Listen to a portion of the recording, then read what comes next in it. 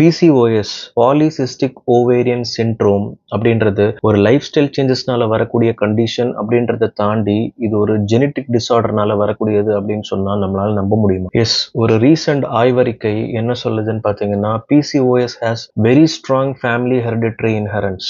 S, ஒரு ஃபேமிலியில ஒரு மதருக்கோ இல்ல ஒரு சிஸ்டருக்கோ ஆல்ரெடி பிசிஓஎஸ் இஷ்யூ இருந்திருக்கு அப்படின்னா நெக்ஸ்ட் வரப்போற டாட்டர் ஆர் சிப்ளிங்க்கு வந்து வரதுக்கான சான்சஸ் எவ்வளோன்னு பார்த்தீங்கன்னா 25 to 50%. ஸோ இது எப்படின்னு கேட்டிங்கன்னா ஹியூமன் பாடியில் இன்சுலின் ரெகுலேஷனை இன்ஃப்ளூயன்ஸ் பண்ணுற சர்டைன் ஜீன் நம்ம பாடியை இன்சுலின் ரெசிஸ்டண்ட்டாக மாற்றுது. அண்ட் இந்த இன்சுலின் ரெசிஸ்டன்ஸ் அப்படின்றது பிசிஓஎஸ்ல one of the major problem that makes hormonal imbalance. So genetic inheritance இருக்கிற எல்லாருக்குமே பிசிஓஎஸ் வருமா அப்படின்னு கேட்டால் அங்கே தான் ஒரு ட்விஸ்ட் இருக்கு. எப்படி நாம நினைச்சா நம்ம தலையெழுத்தை மாற்ற முடியும்னு சொல்றாங்களோ அதே மாதிரி இங்கேயுமே எபிஜெனட்டிக் அப்படின்ற ஒரு கான்செப்ட் இருக்கு. ஸோ அது எப்படின்னு கேட்டீங்கன்னா ஒருத்தங்க உடம்புல பிசிஓஎஸ் வரதுக்கான ஜெனட்டிக் டெண்டன்சி இருந்தாலும் அவங்க வாழ்ற healthy environment, healthy life style and அவங்க அடாப்ட் பண்ற ஹெல்தி ஹேபிட்ஸ், ஸோ இந்த மூணும் அந்த ஹார்ம்ஃபுல் ஜெனட்டிக் ஆக்டிவிட்டியை